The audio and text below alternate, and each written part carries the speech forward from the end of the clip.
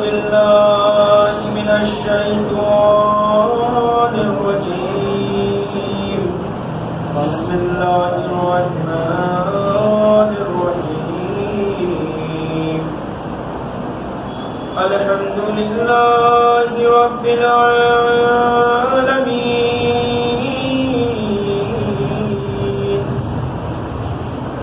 والجنة للموحدين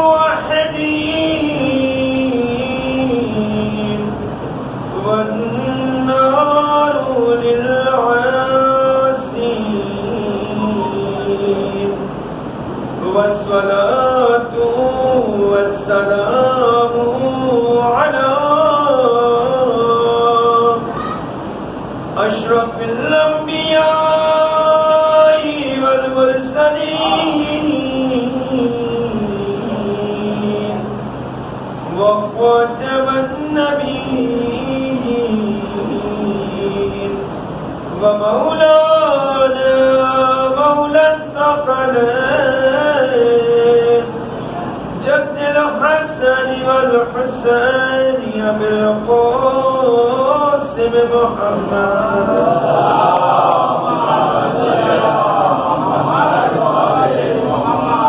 وآله الطيبين الطاهرين المعصومين المظلومين. ولعنة الله على أعدائهم أجمعين من ليلنا هذا إلى يوم الدين. أما بعد، بسم الله الرحمن الرحيم. رب اشرح لي صدري ويسر لي أمري واحلل عقدة من لساني يفقهوا قولي. وقال الله تعالى الحكيم في القرآن الكريم. بسم الله الرحمن الرحيم. فخلف من بعدهم خلف أضاعوا الصلاة واتبعوا الشهوات فسوف يلقون غيا. صلاة اللهم صل على محمد وآل محمد. ایک اور صلاة محمد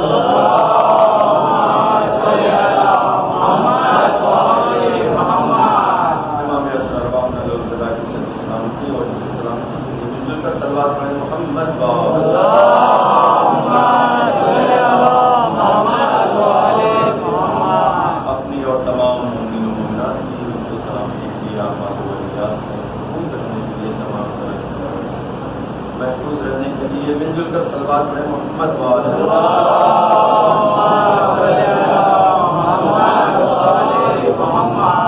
ارباب دانش بہت سے سامعین کرام،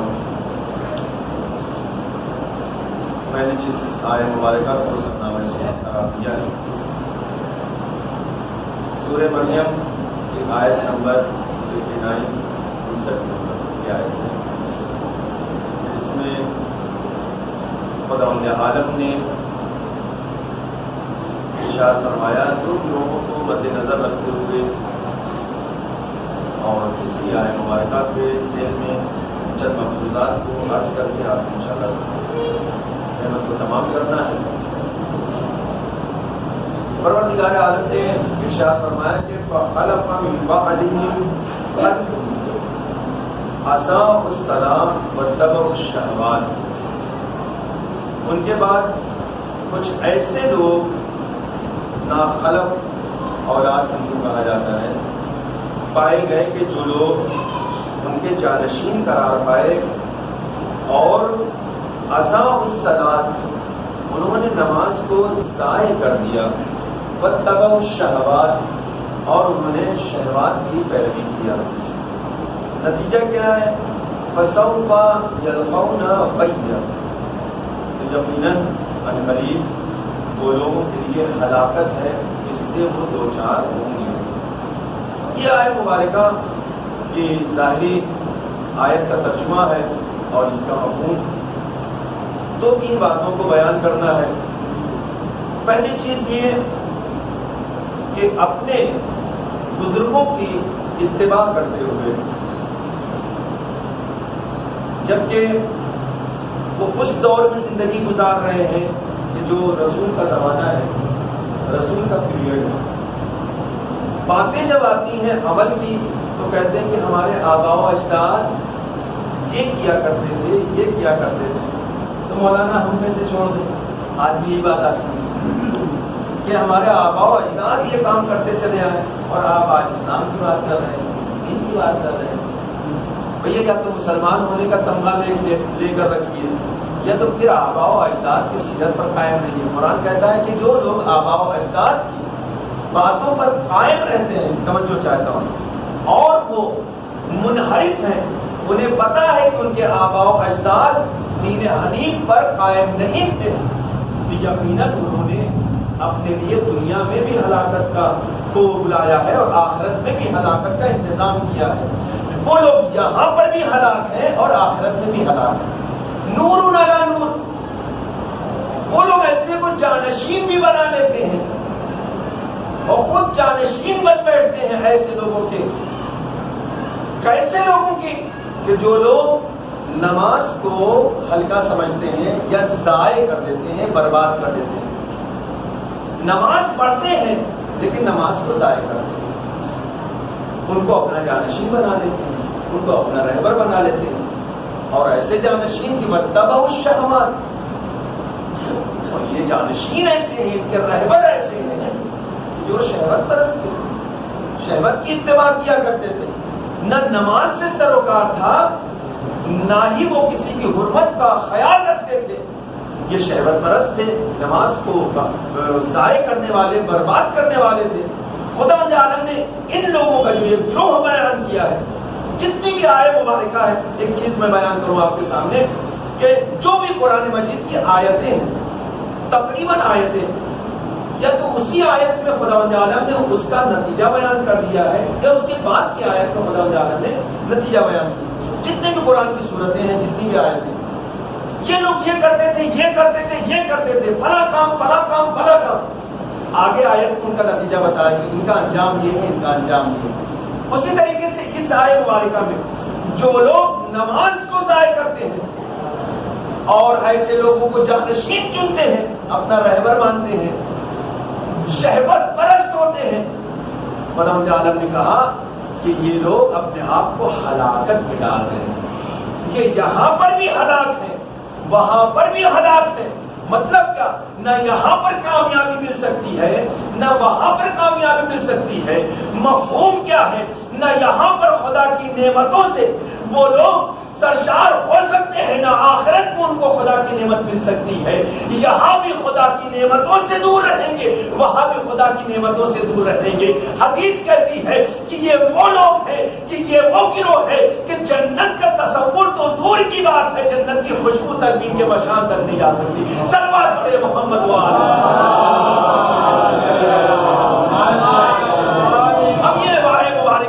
اگر گفتگو کی جائے تو ایک لمبی چوڑی بحث ہے، لیکن نہ انہیں وقت میں اتنی گنجائش نہیں کہ ایسے لوگوں کو انہوں نے جانشین بنایا. اب آپ تاریخ اٹھا کر دیکھیے. ابھی ہم اپنی بات نہیں کر رہے، ہماری عادت ہے کہ پہلے دوسروں کی بات کریں. کون پہلے اپنے گریبان میں دیکھتا ہے؟ ہم کو تو دوسرے گریبان کی پڑھنے کی خبر ہوتی. صلوات پڑھے محمد والا.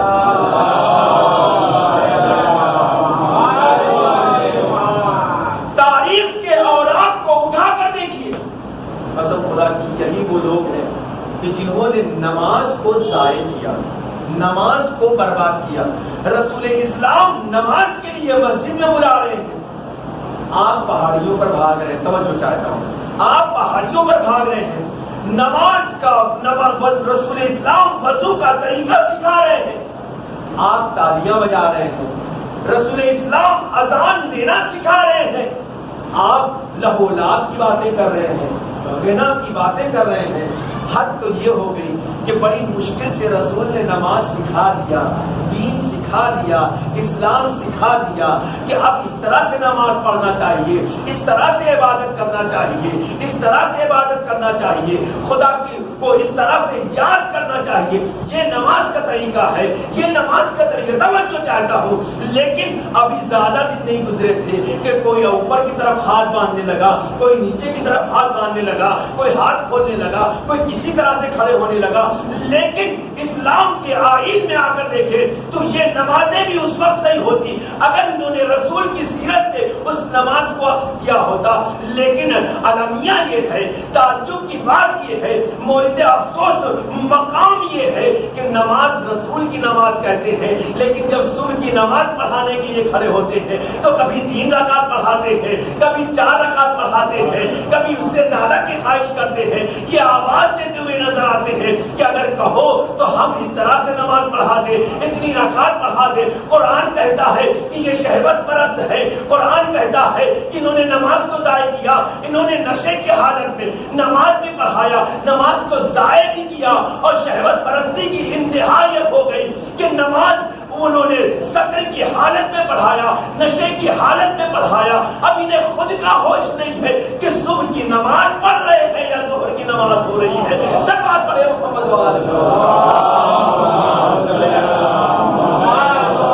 قرآن نے فرمایا کہ ایسے لوگوں کا نتیجہ جانتے ہو. ایسے لوگوں کا نتیجہ کیا ہے؟ یہ لوگ جو نماز کو ضائع کرتے ہیں، نماز پڑھتے ہیں لیکن نماز کو برباد کر دیتے ہیں، نماز کو ضائع کر دیتے ہیں. ان کا نتیجہ کیا ہے؟ ان کا نتیجہ یہ ہے کہ ان کے لیے بربادی ہے، اس دنیا میں بھی اور آخرت میں بھی بربادی. بڑی توجہ چاہتا ہوں. لیکن جب نماز کی منزلت آتی ہے تو رسول اسلام نے فرمایا کہ دیکھو نماز کا وہ مقام و مرتبہ ہے کہ جس نے اس کو ہلکا سمجھا، قیامت کے دن نماز بھی اس کو ہلکا سمجھے گی، بارگاہ خدا میں آواز دے گی، پروردگار اس نے دنیا میں ہمیں رسوا و ذلیل کیا، ہماری اہمیت کو کم سمجھا، ہم کو ہلکا سمجھا ہے، لہذا قیامت کے دن بھی اس کو اہمیت نہ دی جائے. صلوات پڑھیں محمد وآل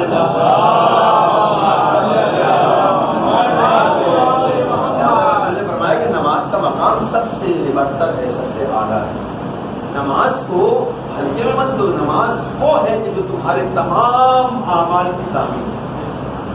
ان قبلت نماز سے واہا و ان ردت. اگر نماز قبول تو سارے اعمال، اگر نماز رد کر دی گئی تو سارے اعمال رد کر دیے جائیں گے. آپ روزہ لے جائیے، حج لے جائیے، زکات لے جائیے، خمس لے جائیے، سب سے پہلا سوال کیا جائے گا نماز لائے ہو یا نہیں لائے ہو. اگر نماز لائے ہو تو تمہاری گٹھری کھولی جائے گی، نماز نہیں لائے تو گٹھری اسی طرح سے پیک رہ جائے گی. صلوات پڑھیں محمد وآل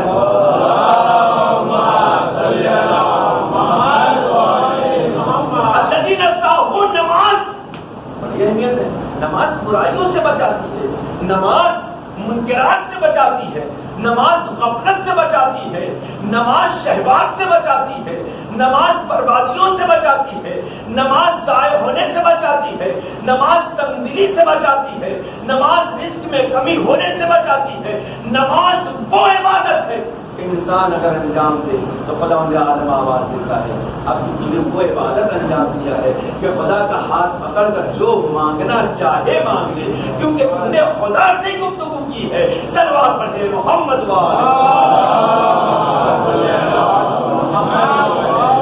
اس لیے امام فرماتے ہیں کہ جب خدا سے بات کرنے کا دل کرے تو نماز پڑھو، اور یہ چاہتے ہو کہ خدا تم سے بات کرے قرآن اٹھا کے تلاوت کرنا شروع کر دو. صلوات پڑھ محمد. خدا بھی تم سے کلام کرے گا، تم بھی خدا سے کلام کرو. نماز کی صورت میں خدا سے ہم کلام کرو. جب قرآن کی تلاوت کرو گے تو خدا بڑے عالم تم سے ہم کلام سے بات. کون کہتا ہے خدا کلام کرنا؟ کیا ضروری ہے کہ موسیٰ کلیم اللہ ہوا جائے؟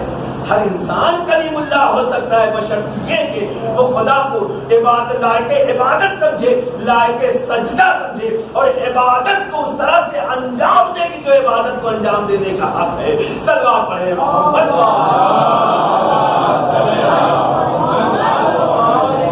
یہاں پہ بہت سی چیزوں کو بیان کرنا مقصود تھا لیکن 2-4 چار چیزوں کو میں بیان کر کے اپنی بات کو سمیٹوں کہ نماز کی وہ اہمیت ہے.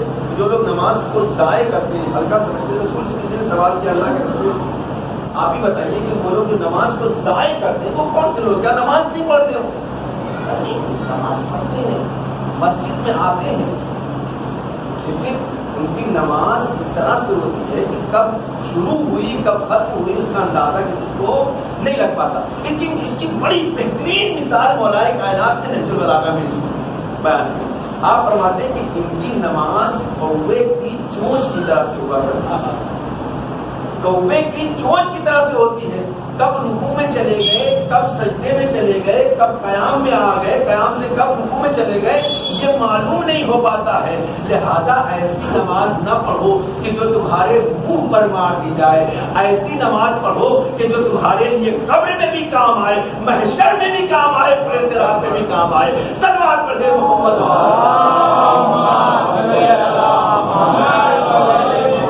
کیونکہ صرف میں نے جو حدیثیں دیکھا, نماز صرف ایک جگہ نہیں روکے گی, نماز 3 جگہ پر اسٹاپ لینے کے لیے مجبور کرے گی. 3 جگہ پر روکے گی. پہلا مقام قبر کا مقام. نماز لائے ہو, کیسی نماز ہے, عجلت والی ہے یا فرصت والی؟ بڑی توجہ. جلد بازی والی ہے یا فرصت میں انجام دی, خلوص والی ہے بغیر خلوص والی؟ کبھی ایسا تو نہیں خلوص والی تو نہیں ہے. صلوات پڑھے محمد و آل محمد.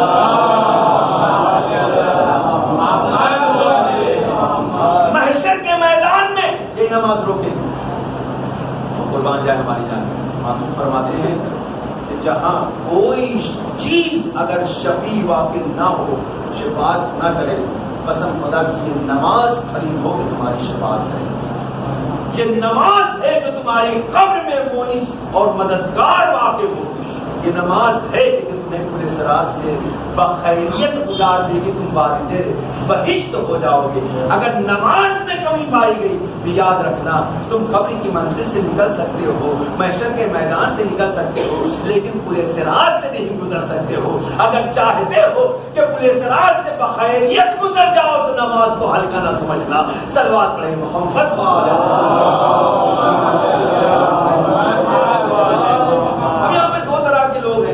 جو نماز کو چھوڑ دیا کرتے ہیں. اب یہاں پہ ایک کش فکری ہے اور غلط فہمی. تارک الصلاۃ, دیکھیں ہر ایک کو تارک الصلاۃ ایک بہت بڑی لعنت ہے, بہت بڑی لعنت.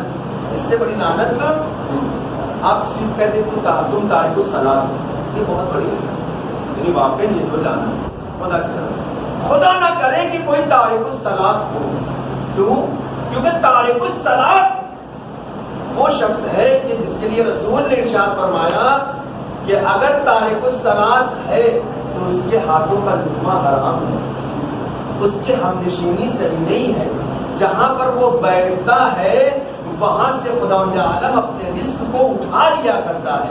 اگر تارک الصلاۃ ہے تو پھر بعید نہیں ہے کہ جہاں وہ بیٹھا ہے خدا کا عذاب نازل ہو جائے اور تم اس کی چپیٹ میں آ جاؤ.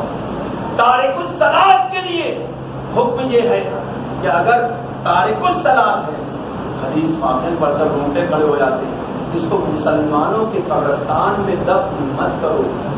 یہ تو کافی ہو چکا ہے. اگر ذرہ برابر بھی ایمان ہوتا تو یہ تارک الصلاۃ ہوتا. لیکن تارک الصلاۃ ہے کون سا ایمان ہو؟ تارک الصلاۃ نماز کو چھوڑنے والا. ہر ایک تارک الصلاۃ نہیں. امام یہاں پر فرماتے ہیں کہ 2 طرح کے لوگ ہیں. پہلا گروہ کون سا ہے؟ پہلا گروہ وہ ہے کہ جو نماز کو دین کا فریضہ سمجھتا ہے, واجبات دین میں سے سمجھتا ہے, لیکن اس کو ہلکا سمجھتا ہے, کاہلی کرتا ہے, سستی کرتا ہے. پڑھتا ہے لیکن تاخیر سے پڑھتا ہے. کبھی پڑھ لیا کبھی نہیں پڑھا.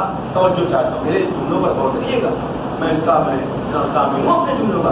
کبھی پڑھ لیا کبھی نہیں پڑھا. مولا کیا یہ تارک الصلاۃ بولتے ہیں؟ اس کو تارک الصلاۃ نہ کہو, یہ تارک الصلاۃ نہیں ہے. یہ نماز کو دین کا فریضہ سمجھتا ہے, بڑوں کاہلی کر رہا ہے. یہ تارک الصلاۃ. مگر پھر کیا یہ امام نے فرمایا شریعت کی زبان میں اس کو فاسق کہا جاتا ہے، شریعت کی زبان میں اس کو فاسق کہا جاتا ہے۔ مولا پھر تارک الصلاۃ کون ہے؟ امام نے فرمایا تارک الصلاۃ وہ ہے کہ جو مسلمان تو ہے، ایمان تو رکھتا ہے، دین تو ہے اس کے پاس، لیکن نماز کو دین کا فریضہ نہیں سمجھتا ہے، دین کے واجبات میں سے نہیں سمجھتا ہے۔ جب نماز کی بات آتی ہے تو وہ ایک کہتا ہوا نظر آتا ہے، اب آپ سے نماز ہی جو ہم کو بخشوائے گی، کیا نماز ہی کی صرف ضرورت ہے؟ اور بھی تو بہت سی عبادت ہے، اس کو ہم انجام دے دیں گے، کیا نماز پڑھنا ضروری ہے؟ وہ نماز کو اس طرح سے اہمیت دیتا ہے۔ امام فرماتے ہیں کہ یہ تارک الصلاۃ ہے، اس کو مسلمانوں کے قبرستان میں دفن کرنا چاہیے۔ آپ اہمیت کا اندازہ لگائیں کیسے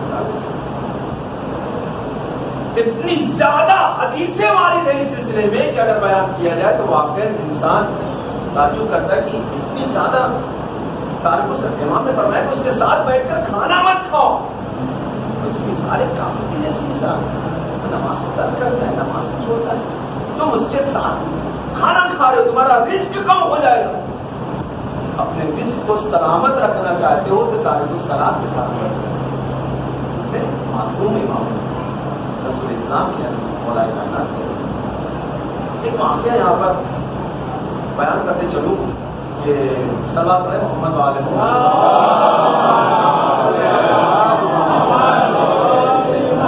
جناب موسیٰ کا ایک دریا کے پاس سے گزر ہوا، جناب موسیٰ نے دیکھا کہ دریا کی کچھ مچھلیوں پر عذاب نازل ہو رہا ہے، وہ عذاب کا شکار ہے، بڑی توجہ چاہیے، وہ عذاب کا شکار ہے۔ جناب موسیٰ نے پروردگار سے سوال کیا، پروردگار میرے اللہ یہ کیا ماجرا ہے، اور بھی تو مچھلیاں ہیں، یہ باقی بیچارے کچھ مچھلیاں ان کے اوپر عذاب نازل ہے۔ موسیٰ اضرب بعصاک، اے موسیٰ اپنے عصا کو مارو، وترا اور پھر دیکھو قدرتنا، ہماری قدرت کو مشاہدہ کرو۔ پہلے تم عصا کو دریا پر مارو، تو اس کے بعد ہماری قدرت کا مشاہدہ کرو۔ اب روایت میں ملتا ہے کہ جناب موسیٰ نے اپنے موجز نما عصا کو دریا پہ مارا، جیسے دریا پہ مارا وہ جو مچھلیاں مہذب تھیں جن کے اوپر عذاب نازل ہو رہا تھا، وہ مچھلیاں جمع ہو گئی، ساری اکٹھا ہو کر ایک بارگی کرتی ہیں، اے کلیم اللہ، اے موسیٰ کلیم اللہ، اے نبی خدا، آپ پر ہمارا درود و سلام ہو۔ ساری مچھلیوں نے مل کر سلام کیا، جناب موسیٰ نے سلام کا جواب دیا۔ جناب موسیٰ نے پوچھا کہ اچھا یہ بتاؤ، میں نے دیکھا کہ تمہارے اوپر عذاب نازل ہو رہا ہے، عذاب ہو رہا ہے تمہارے اوپر، آخر وجہ کیا ہے؟ کہا کہ موسیٰ وجہ دوسری ہے۔ کہا کیا کہ لوگوں نے کوئی گناہ انجام دیا؟ کہا نہیں موسیٰ، ہم نے کوئی گناہ انجام نہیں دیا، پھر یہ عذاب کی نوعیت کیوں، یہ عذاب کیوں نازل ہو رہا؟ مچھلیوں نے کہا اے موسیٰ کلیم اللہ، ایک اس کے پیچھے ایک راز ہے، اور وہ راز کیا ہے؟ کہا کہ ایک وقت تھا کہ اسی سمندر سے، اسی دریا پر سے ایک جہاز گزر رہا تھا اور اس پر کچھ لوگ سوار تھے، توجہ چاہتا ہوں، اس پر کچھ لوگ سوار تھے۔ ان تمام مسافروں میں ایک مسافر تھا کہ جس کے دانت میں درد ہو رہا ہے، بڑی توجہ چاہتا ہوں، اس کے دانت میں درد ہو رہا تھا، شدید درد تھا۔ اب نہ کوئی حکیم ہے نہ ڈاکٹر ہے، کیسے بچے کیا کرے، کیسے علاج کرے؟ لوگوں نے مشورہ دیا کہ اپنے اس دانت کو نکال کے دریا میں پھینک، بڑی توجہ چاہیے، اس دانت کو نکال کے دریا میں پھینک تو ہل رہا ہے، صحیح ہو جائے گا، درد تمہارا ختم ہو جائے گا، اس سے نجات مل جائے گی۔ اس نے اپنے دانت کو نکال کر دریا میں پھینکا، جب اس نے دانت کو دریا میں نکال کے پھینکا، جیسے ہی دانت دریا میں گرا، سمندر کے میں آیا، ہمارے قبیلے کی ایک مچھلی نے اس کو نگل لیا۔ جس دن سے اس نے نگلا ہے اس دن سے اس کی جتنی بھی نسلیں ہیں ان پر عذاب نازل ہو رہا ہے۔ اس نے کہا آخر یہ دانت کو نگلنے سے ایک شخص کے دانت میں درد ہو رہا تھا، اس کی وجہ سے اس کی تکلیف دور ہو گئی، اس کی مشکل آسان ہو گئی، پھر یہ درد جس کے باوجود تمہارے اوپر عذاب ہو، اس نے دانت پھینکا تھا، تم پر عذاب کیسا نازل ہو رہا ہے؟ اب موسیٰ یہی تو نہیں پتا وہ شخص جو تھا بے نمازی تھا، نمازیں نہیں پڑھتا، تارک الصلاۃ تھا. خداوند عالم نے یہ پسند نہیں کیا کہ ایک تارک الصلاۃ کے پھینکے ہوئے دانت کو ہم غذا بنائیں. صلوات پڑھیں محمد وآل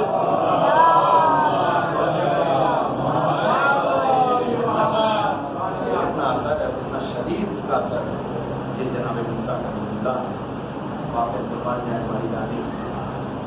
نماز کا لطف جنہیں ملتا ہے اور نماز کا مزہ جنہیں حاصل ہو جاتا ہے، نماز کی اہمیت کا اندازہ جنہیں ہو جاتا ہے، تو وہ ساری دنیا کی دولتوں کو نثار کرنے کے لیے، نشاور کرنے کے لیے تیار ہوتے ہیں. ایک رکعت نماز کی کسی لوگ، یہ نماز وہ نماز ہے کہ جو برائیوں سے بچاتی ہے. نماز اگر برائیوں پڑھنے کے بعد انسان برائیوں کی طرف متوجہ ہو جائے، امام فرماتے ہیں ایک موقع پہ چوتھے امام حسین العابدین علیہ السلام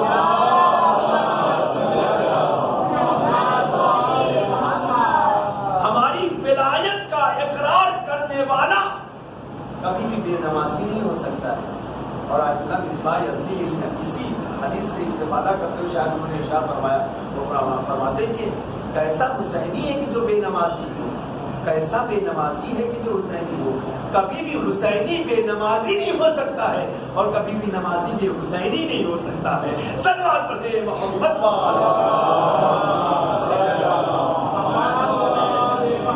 ممکنات میں سے نماز سکون بخشتی ہے، اطمینان بخشتی ہے. اور اتنا سکون جب نماز کے لیے انسان کھڑا ہوتا ہے. میں نے خطبے میں کہا تھا، اس کو بیان کرتا چلو سمیٹ لوں. بہت سے لوگ کہتے ہیں کہ مولانا جو ہے نماز میں خضوع خشوع نہیں رہ جاتا ہے، جبکہ قرآن کہہ رہا ہے کہ قد افلح المؤمنون الذین هم فی صلاتهم خاشعون. بے شک وہی مومنین کامیاب ہیں کہ جو نماز میں خضوع و خشوع کرتے ہیں. کسی نے امام سے سوال کیا، چلے امام سے مولا آپ ہی بتائیے کہ ہم نماز میں اپنے خضوع و خشوع کیسے جاری رکھیں؟ امام نے فرمایا بہت آسان نسخہ ہے. کہا مولا وہ نسخہ کیا ہے؟ بہت آسان سمپل. کہا مولا آپ بھی بتا دیجیے، ہم تو جب بھی نماز پڑھتے ہیں کبھی گھر کا خیال آتا ہے، کبھی دال لانا ہے، کبھی چاول لانا ہے، کبھی آٹا لانا ہے، کبھی بیوی کا خیال، کبھی بچے کا خیال، کبھی ہاسپٹل، کبھی یہ دنیا بھر کے خیالات جو کبھی نہیں آتے وہ نماز پڑھنے شروع کیا ہم نے. جیسے کھڑے کو سرچ کرو چیزیں، وہ بھولی بھٹکی ہوئی بھی چیزیں یاد آ جاتی ہیں. اور نے کہا کہ ان تمام چیزوں سے چھٹکارے کا بس واحد ذریعہ ایک ذریعہ، وہ کون سا ہے؟ امام فرماتے ہیں کہ جب تم وضو کرو تو اس وقت پوری توجہ تمہاری خدا کی طرف ہونا چاہیے.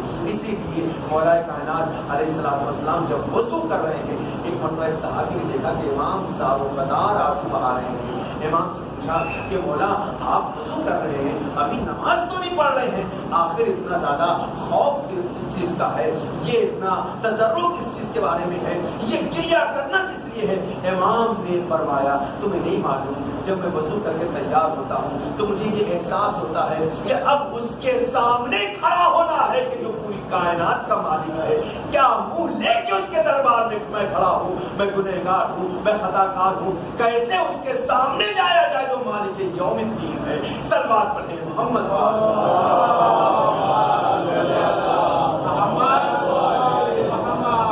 اس کی بارگاہ میں کھڑا ہوں. امام کا بات ہے اگر تم چاہتے ہو پوری توجہ تمہاری خدا کی طرف رہے تو جب نماز پڑھو تو نماز میں، اور جب وضو کرو تو وضو کے وقت پوری توجہ تمہاری خدا کی طرف ہو. تمہاری توجہ خدا کی طرف ہو. وضو میں جب نماز تم پڑھو گے خدا تمہاری پوری توجہ نماز میں خدا کی طرف ہوگی اور تمہاری نماز کو خضوع و خشوع والی نماز ہے.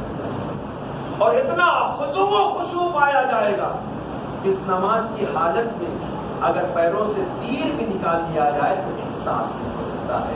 صلوات پڑھے محمد ایک شخص نے مولا کائنات کو جنگ میں پیر پہ تیر لگا، آپ نے تیر نکالنا چاہا لیکن اس کا جو دہانا تھا وہ ٹوٹ چکا تھا، اس تیر کرتا تھا. رسول خدا سے آ کے سوال کیا، اللہ کے رسول آپ ہی بتائیے کیسے تیر کو نکالا جائے؟ بہت درد ہے، بہت تکلیف ہے. اتنا شدید درد تھا، تکلیف تھی کہ مولا کائنات چیخ اٹھے. پیغمبر نے فرمایا بہت آسان طریقہ ہے، ابھی تھوڑا دیر صبر کر لو، آرام سے. جب علی نماز میں مشغول ہو جائیں تو نماز کی حالت میں تیر نکال دیں. جب تم تیر نماز کی حالت میں نکالو گے تو علی کو احساس نہیں ہوگا, کیونکہ علی کی پوری توجہ خدا کی طرف. آپ کہیں گے کہ امام کے ان کا اتنا بڑا مرتبہ ہے, رتبہ ہے, ہم تو عام انسان ہیں, ہم تو گنہگار انسان, ہماری توجہ اتنی ہے. بالکل اتنی توجہ ہوتی ہے خدا کی طرف. انسان اگر چاہے تو ہر انسان اتنی توجہ, لہٰذا ہی اگر توجہ خدا کی طرف نہ ہوتی تو کبھی خداوند عالم سورہ مومنون میں کیا نہ فرماتا کہ قد افلح المؤمنون الذین هم فی الصلاۃ خاشعون.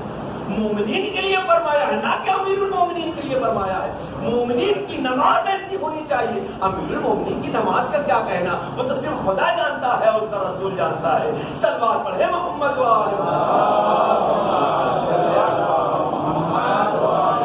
اب یہاں پر بہت سے مومنین کا تذکرہ ملتا ہے. اس میں سے ایک مومن کا میں تہران کے تذکرہ کروں کہ جب ان کا آپریشن قریب آیا, ہارٹ آپریشن کا, ان کا ہارٹ, ظاہر سی بات ہے آپریشن آپ نے بھی دیکھا ہے, آپ بھی جانتے ہیں اور کس طرح سے کیا جاتا ہے. ساری ظاہر سی بات ہے آپریشن میں کتنی تکلیف ہوتی ہے. ڈاکٹروں نے ان کو بے ہوش کرنا چاہا لیکن انہوں نے منع کر دیا. میں اس چیز کو قبول نہیں کرتا تاکہ اتنا آپ کا آپریشن نہیں ہو سکتا, تاکہ بالکل آسانی سے ہو جائے. بڑی توجہ ہے کہ ذکر خدا چاہے نماز کی صورت ہو چاہے قرآن کی صورت ہو, یہ سارے ذکر الہی کے طریقے ہیں, وسیلے کا. پھر طریقہ کیا ہے تاکہ جب تمہارے آپریشن کا وقت قریب آئے تو اپنی پوری تیاری کر لو, مجھے بتا دیں, بتا دیں. یہ ناممکنات میں سے ہے. آپ انسان ہیں, انسان کا جسم ہے, درد ہوگا, تکلیف ہوگی. کوئی تکلیف نہیں, میں اپنی جان کی ضمانت دے. تاریخ میں لکھا, علماء نے بیان کیا, نیوز پیپر میں نیوز آئی. ہوا کیا, ہوا یہ کہ جب ساری تیاریاں آپریشن کی ہو گئی, انہوں نے کہا جب میں قرآن کی تلاوت میں مشغول ہو جاؤں تو میرا آپریشن جو بیان کرتے ہیں کہ ڈاکٹرز کھڑے ہوئے ہیں, آپریشن ہو رہا ہے, یہ مسلسل قرآن کی تلاوت کیے جا رہے ہیں, لیکن کبھی بھی ان کی شکن نہیں پڑا, ماتھے پر شکن نہیں ہے, درد کا احساس نہیں ہے. بعد میں ڈاکٹروں نے سوال کیا کہ آپ یہ بتائیں کہ اتنا بڑا کارنامہ آپ نے کیسے انجام دیا, یہ ناممکنات میں سے آج تک ایسا نہیں ہوا. کہا کہ بالکل ہو سکتا ہے. جو شخص اپنے آپ کو ذکر الہی میں محو کر لے, مگن کر لے اپنے آپ کو, اسے نہ دنیا کی خبر رہتی ہے نہ ماورائے دنیا کی خبر ہوتی ہے. صلوات پڑھے محمد وآلہ محمد. اب یہاں پہ جو کہ اب بات نکل آئی ہے, بس ایک چیز میں بیان کروں. میرے استاد آیت اللہ مصباح یزدی صاحب 2 مرتبہ ہندوستان آئے. ایک مرتبہ آئے تھے 2007 یا 2008 میں تقریباً آئے تھے, اور جب ہم نشر ہاؤس میں, ایک مرتبہ اس کے پہلے آئے. انہوں نے ایک اپنا زندگی نامہ لکھا ہے اور سفر ہند کے نام سے کتاب چلی. کتاب باقاعدہ پوری سفر روداد ہیں, سفر ہند کی جو پوری روداد انہوں نے تحریر کی. وہ بیان فرماتے ہیں کہ ہندوستان میں جب پہلا سفر تھا میرا, جو پہلی مرتبہ گیا, تو بہت سے لوگوں کے پاس مجھے لے جائے, بڑی توجہ, بڑے بڑے لوگوں سے ملنے کے لیے گیا. میری یہ خواہش تھی, دلی آرزو تھی کہ میں نے ہندوستان کے مرتاز کے بارے میں سن رکھا تھا. مرتاز ہندی جو لوگ جو ہے باقاعدہ طور پر یہ عمل کیا کرتے ہیں, یا جو خدا پرست ہوتے ہیں اور خدا کی طرف پوری توجہ ہوتی ہے, اور وہ جو جنگلوں میں چلے جاتے ہیں, عبادت میں مشغول رہا کرتے ہیں. میری آرزو تھی کہ میں ان سے جا کر کسی طرح سے ملوں. اب یہ ان کی زبانی میں بیان کیا, انہوں نے درس میں بھی بیان کیا, اور اس کے علاوہ کتاب میں بھی یہ تحریر اور توقع. کہتے ہیں کہ مرتاز ہندی کے بارے میں بڑا فکر مند تھا کہ ملاقات ہو. کچھ دوستوں سے میں نے یہ اظہار کیا اپنی خواہش کا, کوئی بڑی بات نہیں. کشمیر جانا ہوا. کشمیر کے ایک وادی میں ایک عالم دین نے کہا کہ قبلہ آج آپ کو ایک متاثر ہندی سے آپ کو ملانا ہے, آپ تیار ہو گئے. بالکل انہوں نے اپنے آپ کو بہت وقت کے آیت اللہ اس بار اتنی بڑی بڑی کتابیں انہوں نے تفسیریں لکھا، بہترین اساتذہ میں سے خدا ان کو محفوظ رکھے انشاءاللہ حفاظت فرمائے. بڑی بڑی تفسیریں اور بہت درس خارج کے بہت اہم درس ان کے کلاسز ان کے ہوا کرتے ہیں، ابھی بھی یہ درس دیتے ہیں. وہ فرماتے ہیں کہ آیت اللہ ہوتے ہوئے مقام بزرگ ہے، بڑا مقام ہے، ان کا مرتبہ ہے. کشمیر کی وادی میں پہنچے مرتاض سے ملاقات کے لیے. اللہ اکبر. جب مرتاض ہندی سے ملاقات ہوئی، اس نے سلام و دعا کے بعد کہا کہ آپ بھی نماز پڑھتے ہیں، ہم بھی اپنے بھگوان کی عبادت کرتے ہیں. دیکھیں ہم کتنا مہو ہوتے ہیں، آپ کتنا مشغول ہوتے ہیں. توجہ چاہیے. آج اللہ مصباح یزدی نے فرمایا کہ ذرا دیکھوں تو میں کہ تم اپنے رب کی، اپنے بھگوان کی یاد میں کس طرح سے مشغول ہوتے ہو. اب دیکھا کہ ایک بند کمرہ ہے جس میں ہم 4-5 کچھ لوگ بیٹھے ہوئے ہیں، وہ عبادت میں مشغول ہوتا ہے. وہ زمین پر لیٹ گیا، زمین پر لیٹ گیا اور یاد رب، یاد خدا میں اس طرح سے مشغول ہوا کہ وہ کہتے ہیں کہ میں نے دیکھا اس کے بدن کے اعضاء و جوارے بالکل الگ الگ ہو گئے اور ہر اعضاء و جوارے سے آواز آ رہی تھی، ہر اعضاء و جوارے سے آواز آ رہی تھی. میں نے وہیں پر یہ سوچا کہ کاش ہم میں یہ عبادت کا جذبہ ہوتا. خدا نے عبادت ہمارے لیے کی، ہم میں یہ عبادت کا جذبہ ہوتا. کاش ہماری عبادت ایسی ہوتی کہ جس میں یہ روحانیت پائی جاتی کہ جب انسان عبادت میں مشغول ہو جائے، اپنے آپ کو مشغول کرے، تو صرف انسان کی زبان ہی عبادت نہ کرے بلکہ انسان کا ہر اعضائے بدن عبادت کرتا ہوا نظر آئے. ہاتھ ہو تو اس سے اللہ اکبر کی آواز آئے، پیر ہو تو اس سے اللہ اکبر کی آواز آئے، آنکھیں ہو تو وہ اللہ اکبر کہہ رہی ہو، بدن کا ہر عضو اللہ اکبر کر رہا ہو. تب کہیں جا کر عبادت کا مزہ ہے. صلوات پڑھے محمد وآلہ اللہ.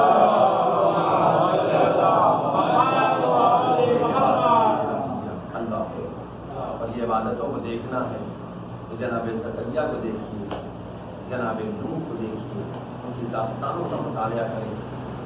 خدا کی یاد میں اس طرح سے عبادت میں مشغول ہے کہ پیر کاٹ دیے جاتے ہیں، سر الگ کر دیے جاتے ہیں، لیکن یاد الہی میں کمی نہیں آتی. آپ میدان کربلا میں امام حسین، آپ ان کے اصحاب کو دیکھیے. راوی بیان کرتا ہے امام حسین علیہ السلام واحد ان شہداء میں سے ہیں جو قتل ہونے کے بعد بھی تصویر نظر آ. کچھ ہی شہداء ایسے ہیں، ایک جناب زکریا، ایک جناب حمزہ اور جناب حسین. جب ان کے سر کو بلند کیا گیا ہے تو سروں سے سبحان سبحان. جس آیت کی تلاوت جناب زکریا نے کیا تھا اس آیت کی تلاوت مولانا حسین موقع کے ساتھ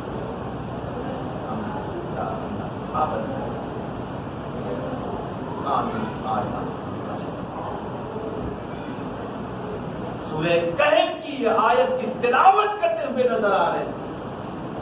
اور جانتے ہیں سادہ میں نے تاریخ میں دیکھا اور علماء اس کو بیان کرتے ہیں تو مولانا امام حسین علیہ السلام کو کوفے کے بازار میں، اور خاص طور سے آج 13 محرم کو بھی اسیران کا آخرا تھا. 12 محرم کو پہنچ گیا تھا لیکن 13 محرم کو داخل نیزوں پر سر ہے. آخر امام نے تلاوت کی اور وہاں اس کی وجہ بتاتے ہیں کیونکہ مجمع اتنا زیادہ تھا، عجب تھا، بیویاں بے مقنوج تھی، ہر ایک کی نگاہیں بیویوں کی طرف. اس میں شرابی بھی تھے، جواری اوباش قسم کے بھی لوگ تھے، گالیاں بکنے والے بھی تھے، نادان افراد بھی موجود تھے، چغلا بھی تھے. نہ جانے کیسے کیسے لوگوں کے وجود میں ملتے نبی کو جانا تھا، لہذا جب حسین نے اس حالت کو دیکھا تو شاید لوگ نیزہ پر تلاوت کرنے لگے. جیسے ہی حسین نے تلاوت کرنا شروع کیا سارا مجمع اس معجزے کو دیکھنے لگا. سر حسین کی طرف نظر پڑی، حسین تلاوت میں مشغول ہے. آزادارو ایک بہن سمجھ گئی، ایک مرتبہ آواز دیتی ہے اے میرے بھیا حسین، ارے آج ہم اس کوفے میں وارد ہو رہے ہیں کہ جہاں کی ہم شہزادیاں تھے. اے میرے آقا، اے میرے بھیا، ذرا ان کوفے والوں کو تو دیکھو کہ جو ہمارے پردے کا چلن کل ہم سے سیکھ رہے تھے آج ہم ان کے سامنے بے مقنا و چادر ہے. جزاکم ربکم خیر الجزا. آزادارو روایت کے جملے ہیں، روایت بیان کرتی ہے، راوی بیان کرتا ہے کہ جب 12 محرم کو یہ قافلہ پہنچا ہے شام ہو چکی تھی. ایک مرتبہ سید سجاد قافلہ روک دیا گیا. سید سجاد سے زینب نے پوچھا میرے لال سجاد، اے میرے بیٹا قافلہ داخل کوفہ کیوں نہیں ہو رہا ہے؟ سجاد نے کہا ابھی اماں ابھی میں شمر سے معلوم کرتا ہوں. شمر سے معلوم کیا. شمر نے کہا پسر ابن زیاد کا حکم ہے کہ جب صبح نمودار ہو جائے گی تو قافلہ کو کوفے میں وارد کیا جائے گا. آزادارو جیسے ہی بنت علی نے اس کو سنانا ایک مرتبہ کہتی میرے لال سجاد جا شمر سے کہہ دے کہ زینب کی کچھ شرطیں ہیں، کچھ گزارشات ہیں، ان میں سے کسی ایک کو مان لے. اے میرے لال سجاد. آزادارو سجاد شمر کے قریب آتے ہیں، قافلہ رکا ہوا ہے. بس آزادارو ختم دعا ہے. ایک مرتبہ سجاد نے شمر کو بلایا. شمر سے کہتے ہیں اے شمر ہم نے تجھ سے کوئی گزارش نہیں کیا ہے، بس ایک پھوپھی اماں کی ایک خواہش ہے، کچھ گزارشیں ہیں، ان میں سے کسی کو تو ایک مان لے. شمر کہتا ہے سجاد بتاؤ زینب کیا کہنا چاہتی ہے؟ بس آزادارو سجاد نے کہا میرے پھوپھی اماں کا کہنا ہے کہ یا تو چادریں ہمیں واپس کر دے کیونکہ ہم اس شہر کی شہزادیاں تھے، بے مقنا و چادر داخلے کوفہ نہیں ہو سکتے. جزاکم ربکم خیر الجزا. اے عزادارو سجاد نے بیان کیا. شمر کہتا سجاد دوسری شرط بیان کرو. سجاد کہتے ہیں اے شمر اگر چادریں واپس نہیں کر رہا ہے تو کم از کم ہمارے قافلے کو رات کے اندھیرے میں لے جایا جائے، کیونکہ ہم کو وہ وقت بھی یاد ہے کہ جب ہم بابا علی کے ساتھ کوفے میں وارد ہوئے تھے تو شام ہونے کا انتظار کیا تھا. بابا علی نے کہا تھا جب رات ہو جائے کوئی دیکھنے والا نہ ہو، کسی نامحرم کی نظر نہ پڑے، تب کوفے میں داخل ہونا ہے. ارے بنت علی صبح کے اجالے میں آخر کوفے میں کیسے داخل ہوگی؟ جزاکم ربکم خیر الجزا. آزادارو شمر کہتا ہے سجاد تمہاری کوئی بھی خواہش پوری نہیں ہو سکتی. جا کے زینب سے کہہ دو کہ اب وہ شہر کی شہزادی نہیں ہے، یزید اور ابن زیاد کی قیدی ہے، زینب شہزادی نہیں ہے. اے آزادارو جیسے ہی زینب نے سنا اپنے سر کو پیٹنا شروع کیا. وہاں مصیبت وہاں لیا.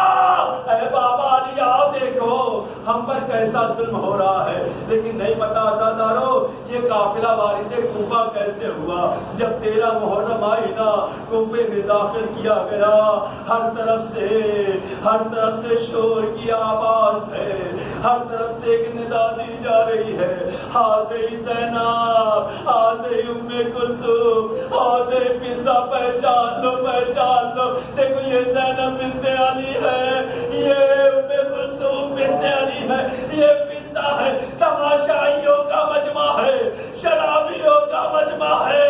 اے آزادارو ایسے میں بنت علی ہاں جزاکم ربکم خیر الجزا. خدا کسی کو یہ دن نہ دکھائے کہ جو دن سید سجاد نے دیکھا بس عزاداروں مجلس تو تمام ہو گئی، لیکن عزاداروں جیسے کچھ دور قافلہ پہنچانا، ایک مرتبہ تھوڑی دیر کے لیے مجمع اتنا آگے ہے، بھیڑ اتنی زیادہ اکٹھا ہے کہ یہ قافلہ آگے نہیں بڑھ پا رہا ہے.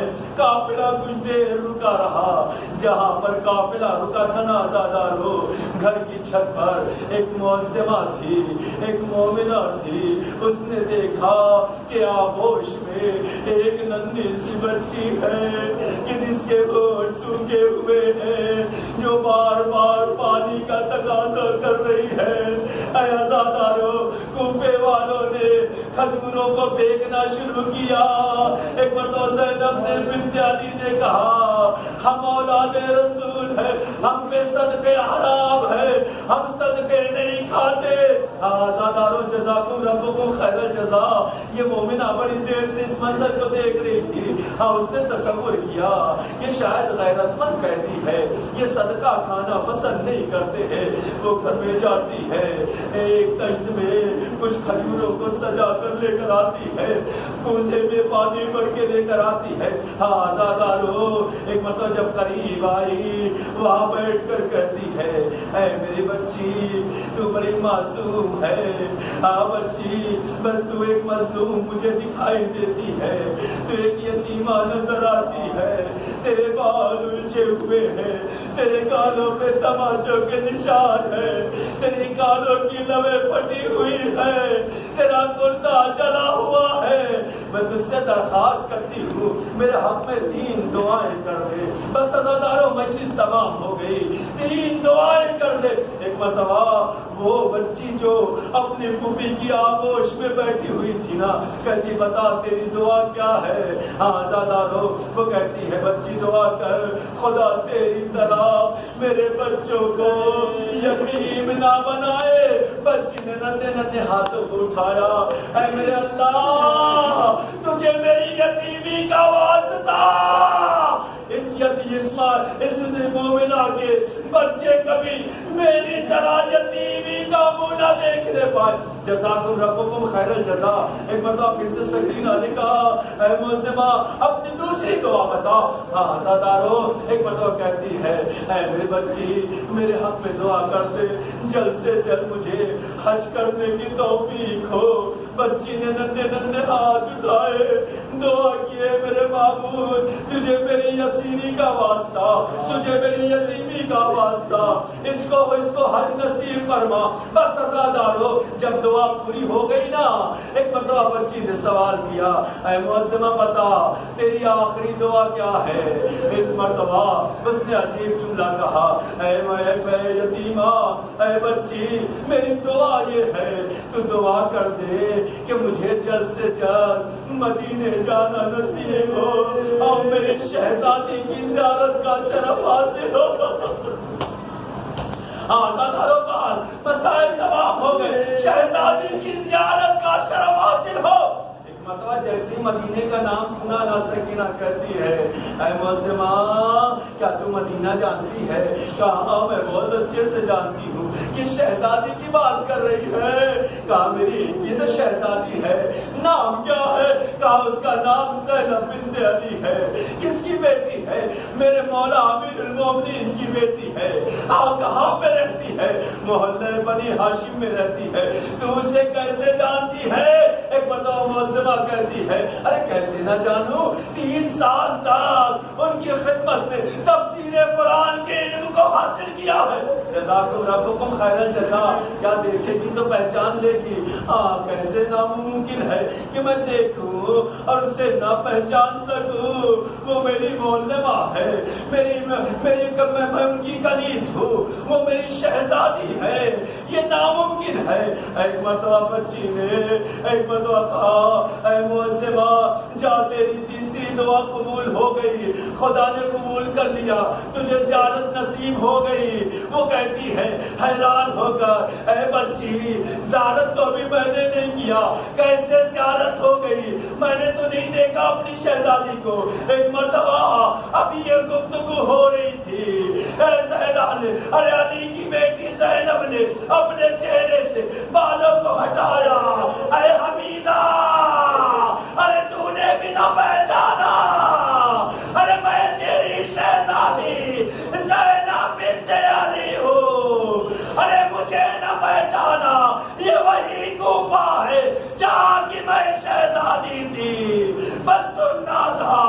وہ بے ہوش ہو کر گری، اب جب آنکھ کھلی کارواں آگے بڑھ چکا تھا، ماتم کرنا شروع کیا، واہ حسینہ واہ غربتہ واہ علیہ، انا للہ و انا الیہ راجعون۔ بذنب قضائی و تسلیما لامر یا اللہ، یا اللہ یا اللہ، یا حمید یا محمود، بحق محمد یا علی، بحق علی، یا قاتل بحق فاطمہ، یا محسن بحق الحسن، یا قدیم الاحسان، بحق الحسین العطشان، وبحق الأئمة التسعة الطاهرين من ذرية الحسين عليهم الصلاة والسلام، بارک آخرت کے چہارہ معصومین علیہم الصلاۃ والسلام، تمام تر مومنین و مومنات کی مشکلات و پریشانیوں کو دور فرما۔ اے میرے اللہ ہماری اس نیک عبادت کو قبول فرما۔ اے میرے خدا ہماری اس عبادت کو نو ماتموی و ظالی مجالس اعضاء کو امام وقت کی خدمت میں بہترین ہدیہ و پرسہ قرار فرما۔ اے میرے اللہ تجھے واسطہ ہے نعمت اطہار دنیا میں امن و امان قائم فرما، جو لوگ بھی مریض ہیں انہیں شفاء کامل و عاجل عنایت فرما۔ اے میرے اللہ اپنی حجت خاص حجت آخر فرزند زہرا یوسف زہرا امام عصر ارواحنا لہ الفدا کے ظہور پردور میں تاجیل فرما، اور ہم سب کو ان کے امان و انصار میں شمار فرما۔